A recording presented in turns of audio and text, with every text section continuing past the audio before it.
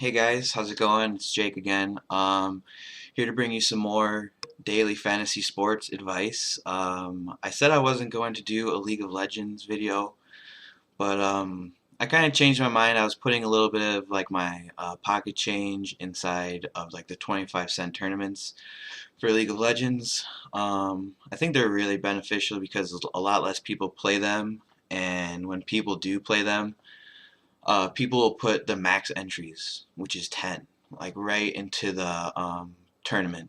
So it's only like $2.50. So what ends up happening is, well, people will either, like what I do, I make 5 different lineups and enter each of them twice. Um, Other people I've seen, they put like 7 of the same lineup in, like of their strongest one, and then they'll do like 3 like off pick ones. I know that the person who came in fifth, he had like the person who came in fifth for IEM day one, he had like 6 of the same lineup, so he ended up walking away with, I think, like maybe $30 or something like that, which is pretty good. I mean, putting $2.50 in for $30. I mean, I think that's pretty good. um, the reason why I don't really like doing League of Legends right now for DraftKings is because there's only 2 games going on at a time, and it kind of gives you like a little less options. You kind of, when you're making certain types of lineups, you start feeling bad because you have a lot of remaining salary, so you got to either just trust yourself or really think that a more expensive player is going to do well.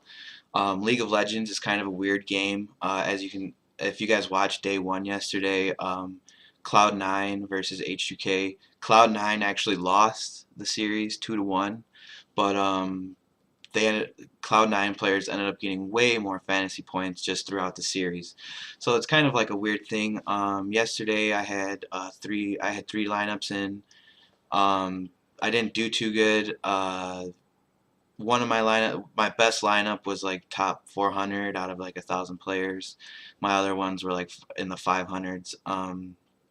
I kind of went with a strategy uh, for the H2K Cloud9 games, but I thought H2K was going to be on the winning end of that.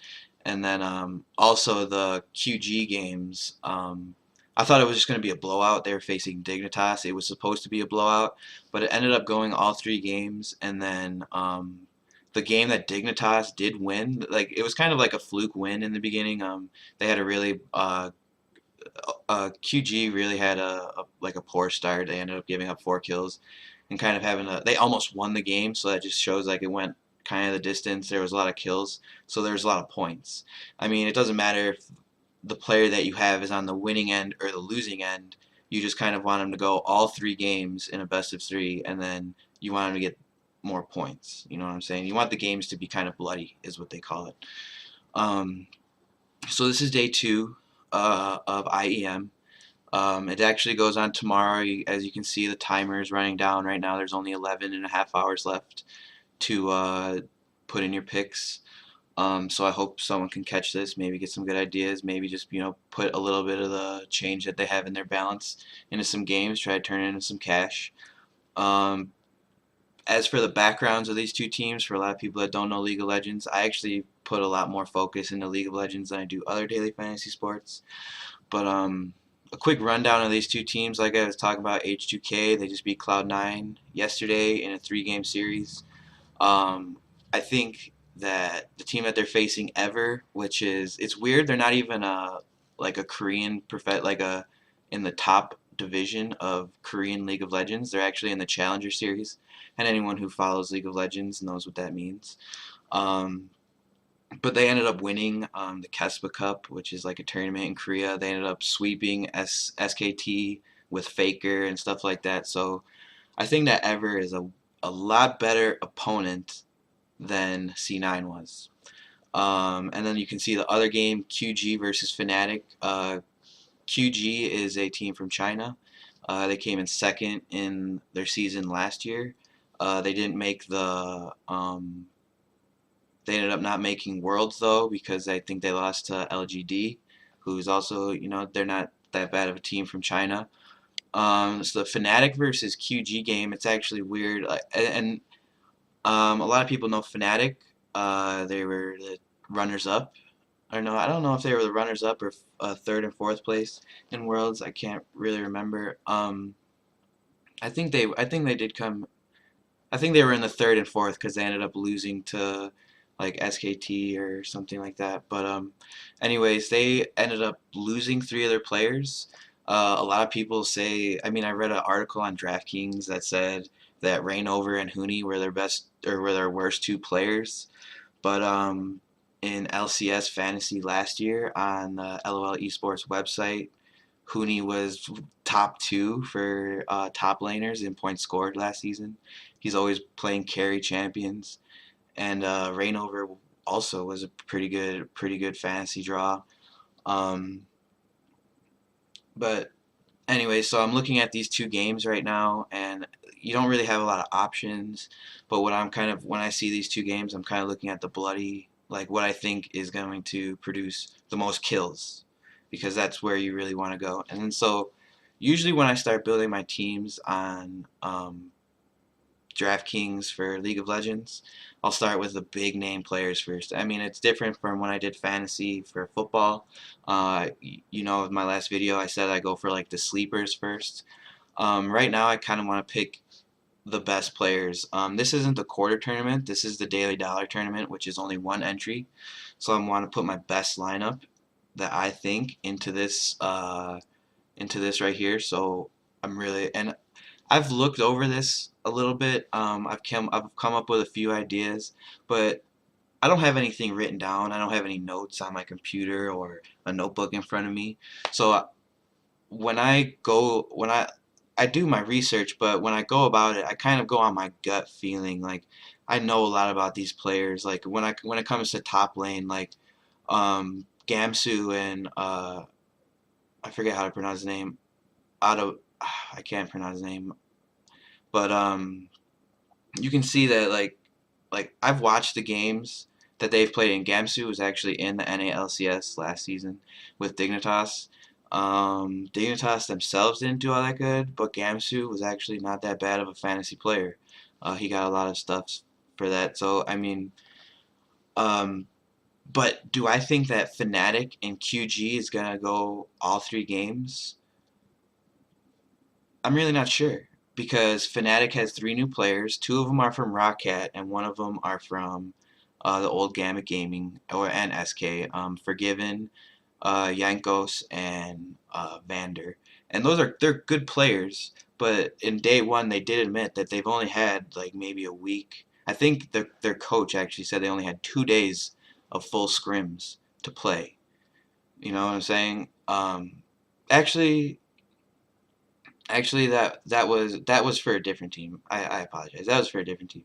But Fnatic, they're kind of uh, under the same thing that they have Gamsu now, Spirit, who's a Korean player who's actually really good, and then they have a new support in uh, I don't even know how to say that, Noziak. I don't really know much about him. Let's see if I can find some information really quick. He's a German support. He played for SK, played for Giants, who's also those are two LCS teams, but they weren't really the best. Not really a lot of information about him. And when you think about who Fnatic had before that, they had Yellowstar. So going from Yellowstar to Noziak, I'm gonna call him Noziak, maybe is his name. Definitely a downgrade. You go from a guy like Hooney to someone like Gamsu. As much as good of a player Gamsu is, it's the downgrade. And you go from a player like Rainover to a player like Spirit, who have really similar play styles. So I think that both of those options will be good. But do I really think that that game is going to go best of three? I don't think so, but it might. I mean, I'm gonna make some lineups that go around that kind of idea. But for my single entry one, I'm really gonna look at the Ever versus H2K game. And H2K, they did win their series, but they play really slow League of Legends, really slow League of Legends. So I'm gonna be looking at mostly Ever players, and it's really a gamble to go with these players because we haven't seen them outside of Challenger scene. Like that's not even considered professional League of Legends. But based on just past performance, I would think that them being slotted at the third salary, that's super value for like any kind of team that you're looking to get like really good players later with maybe your flex. So first thing I'm going to do is I'm going to grab the mid and the ADC. I grabbed that because obviously they're carries. They're the ones that can get the most kills. ADCs actually yesterday weren't doing the best. It was kind of like mid jungle top lane type of thing, especially when it came to QC. Um, I don't think H2K has that good of a bot lane with Forgiven and Vander. I mean, they were alright, but they lost to Sneaky and High, who was really brand new. I mean, they didn't really lose. It was kind of, I've imagined them to like stomp them, but they didn't. So, um, support, I'm going to do the same thing, and I'm going to grab their jungler also. You can have 4 maximum of each team, plus you can grab the team themselves. So I'm actually going to grab their team too. For top lane, Adewamni and Gamsu, they're really good picks. I can't pick crazy because I have too many other players. I have a lot of money left over, so even if Fnatic doesn't go the best of 3, and even if Fnatic doesn't end up performing, and it does go 3 games and they don't roll that series, I think Gamsu is an overall good pick. He plays carry top laners. He'll get kills. He doesn't really play tank top laners that much, and that's really what you want. So he might die more, but he's gonna get more CS, which is creeps, and then he's gonna get more. He's gonna get other point. He's gonna get assists and stuff like that. And then I have a lot of money left over, so I'm just gonna see who I can get for the most value here. Like I said, the Evergame H2K, I think is going to be very high scoring. So I'm going to grab the mid laner from that. And then unfortunately, I can't grab another player from this game because you have to have 2 separate games. So I'm going to go with Spirit right here. It actually is a perfect fit for my lineup. Spirit, like I said, lately the top lanes and the jungles are getting in a lot more action than they usually do. So I'm going to pop them in right there, and my lineup's looking pretty good. This is a short video just because I want to do this right before I went to work. Just want to give my insight on a few of the things in League of Legends. There's a lot less of an audience, so it's a lot easier to bet, I think, and join these big group tournaments, put 25 cents in and try to get a few bucks. I'm not planning on doing another League of Legends video until LCS starts in January.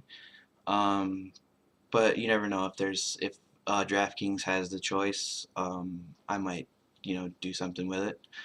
Remember to follow me on Twitter at El Parte Huesos.